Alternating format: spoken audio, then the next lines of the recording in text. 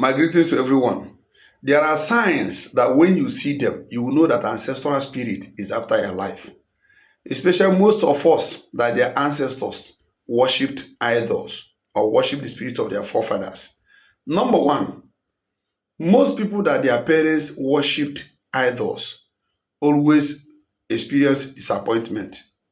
As somebody will promise you, at the verge of fulfilling his or her promise, the person will fail. Number two, if ancestral spirit is after your life, anytime you want to experience a breakthrough, you have a dream. And in that dream, you must see yourself is either in the village where you came from, or you see yourself wearing old clothes, or you will see yourself where you wore school uniform. I mean, a grown-up adult that is maybe 40 years or 50 years, you may see yourself wearing school uniform of 7 years or 12 years old baby. As in, you will be seeing retrogressing experiences in your dreams. I'm talking of in dream, not in physical realm. Another thing that this spirit does, ancestral spirit, if they're after your life, another thing it does is that it causes one to experience severe hardship because that spirit is so wicked that he hates even the worshippers. And this is one of the reasons the Bible told us in book of Exodus chapter 20, from verse 3 to 5. He said you should not have any other God except him. In Psalm 115, he now mentioned that what the works of those gods. So what I'm saying is this: when God asks you not to do something, he's not saying it because if you do it, he will not be God again. No. Whether you do it or you didn't do it, God will still remain God. But it's for your own good.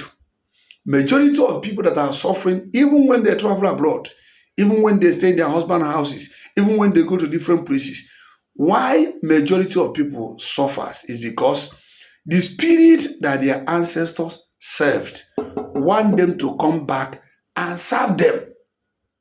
And that spirit is not looking for that person's welfare. It's not interested whether you make it or you didn't make it. It's not interested if you are moving forward or not. Their interest is for you to come and serve them the way they wish. There are so many mad people today that are going up and down in psychiatrics as a result of what? Serving that spirit. Because there's nothing good about Satan. When you see a man, a woman that serves Satan, don't pity that person. Even some of them that are serving Satan that claim to be rich, the little money they have is what they borrowed. In kingdom of darkness, they don't give anything for free. It's a borrowed money. That's why when they die, some occultic people, if they die, if one of their children didn't take over from where they stopped, before you know, the whole money will disappear. Even if their child or their daughter, whoever, takes care of that money, before you know it, they will still transfer the sickness that killed the father to the son. Along the line, before you know it, you will still face the same problem that the father faced before he or she died. So what I'm saying in essence is this: there is no profit in worship of idols. And remember, all the whole people that serve idol, all of them have one thing in common. They carry charms.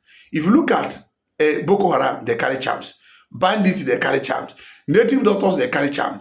Even the ones in your own village, your own community, all of them, they wear charm. When an armed robber is going to a bank to rob, he carry charms.